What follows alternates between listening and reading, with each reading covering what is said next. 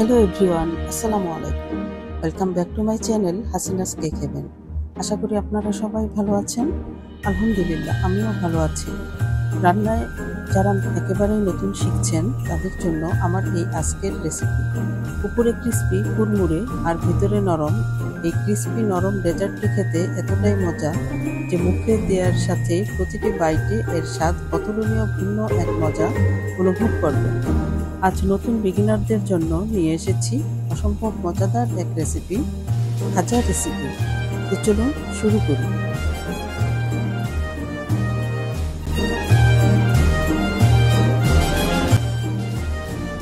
Step 1, প্রথমে আমরা do তৈরি করে নেব। আর এর জন্য নিয়ে নেব মিডিয়াম সাইজের একটি মিক্সিং বল। আর এতে দিয়ে দেব অল পারপাস ফ্লোর 2 কাপ, লবণ দিয়ে দেব হাফ টি স্পুন, কুকিং অয়েল দিয়ে দেব 1/4 কাপ। এবার হাত দিয়ে এটিকে খুব ভালো করে মেখে নেব।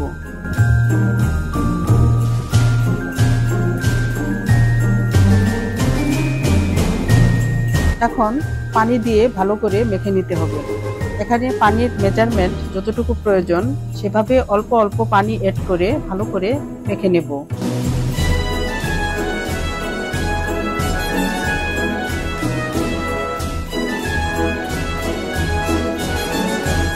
আমার মাখানো হয়ে গেছে। এবার ঢেকে রেখে দিচ্ছি 15 থেকে 20 মিনিটের জন্য।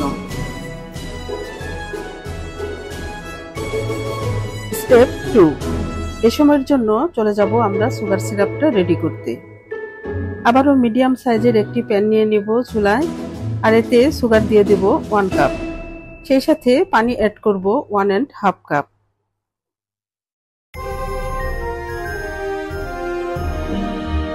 আর স্যাফরন দিয়ে দেব সামান্য পরিমাণ।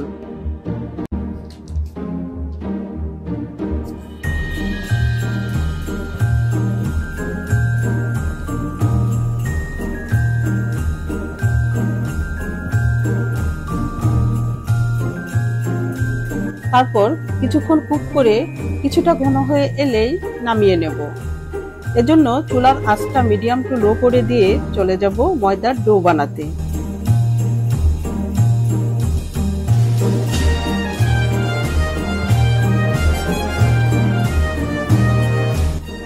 স্টেপ 3, এবার আমরা ব্রেড মেকিং এর সারফেসের উপর ডো রেখে আবারও ভালো করে কিছুটা মেখে নেব।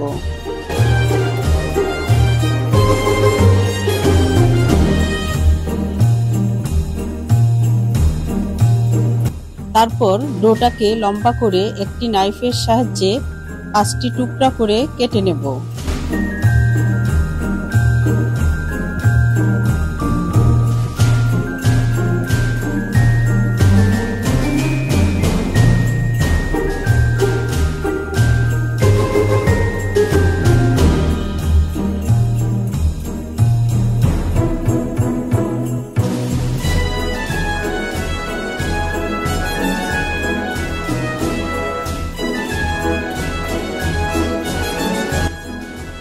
এখন একটি ডো নিয়ে বাকি ডোগুলো ঢেকে রাখব। এতে ডোগুলো সফট থাকবে। প্রতিটি ডো দিয়ে খুব ভালো করে বেলে নিয়ে বড় আকারের পাতলা রুটি বানিয়ে নেব।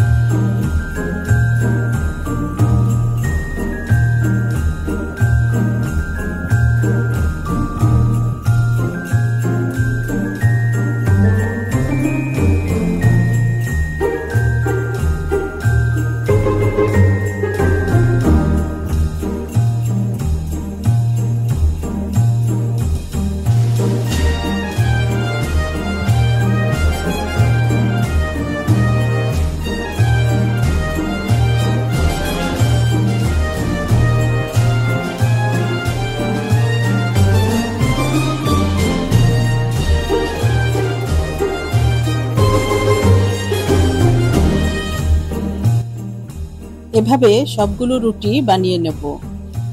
এভাবে বানিয়ে নেওয়ার পর প্রতিটি রুটির উপর একটু করে তেল মেখে নিব ও একটু করে কর্নফ্লাওয়ার ছিটিয়ে দেব।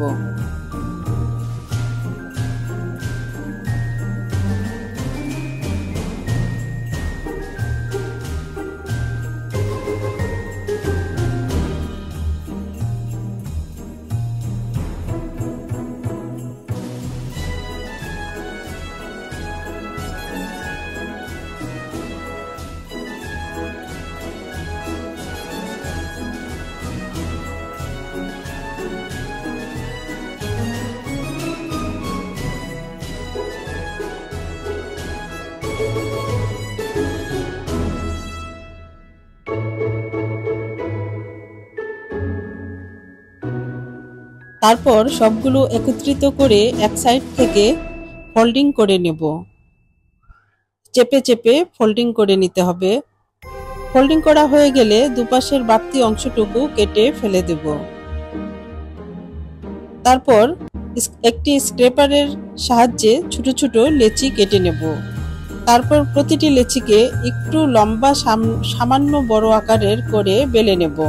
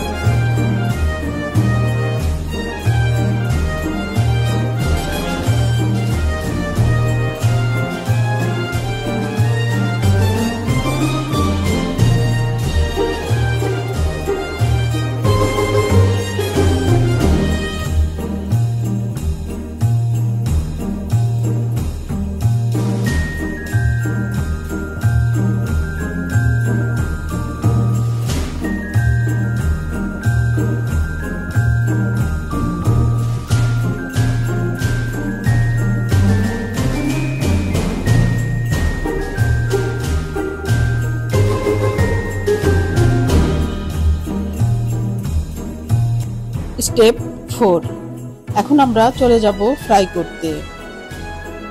তো মিডিয়াম সাইজের একটি প্যান নিয়ে এতে পরিমাণ মতো কুকিং অয়েল দিয়ে দেব। কিছুটা গরম হয়ে এলে আমরা ভাজতে শুরু করব।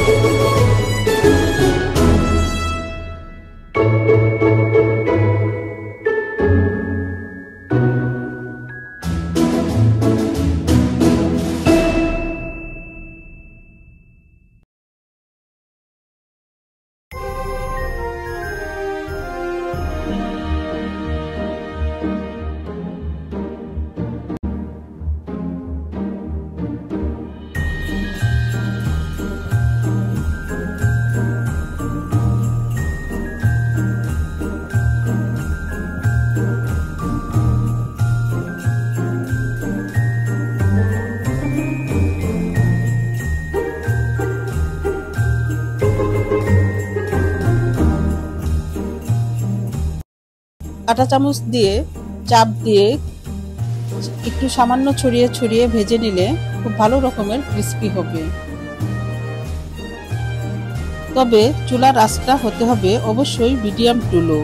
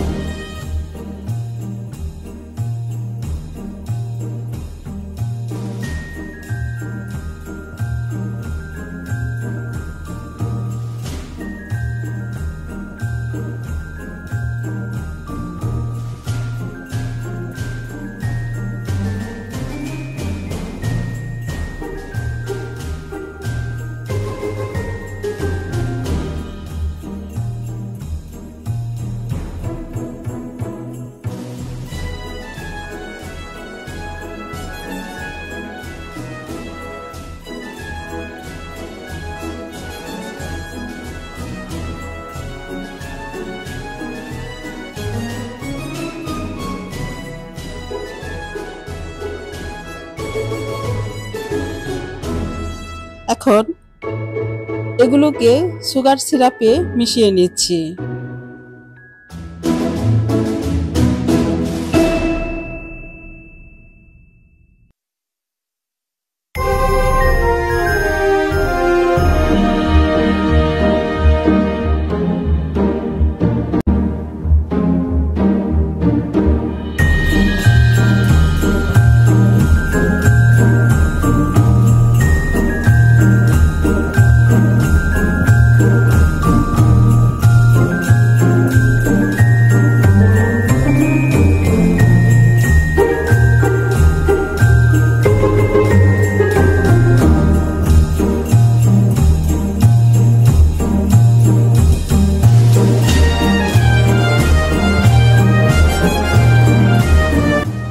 তো তৈরি হয়ে গেল আমার কুরকুরে ক্রিস্পি খাজা।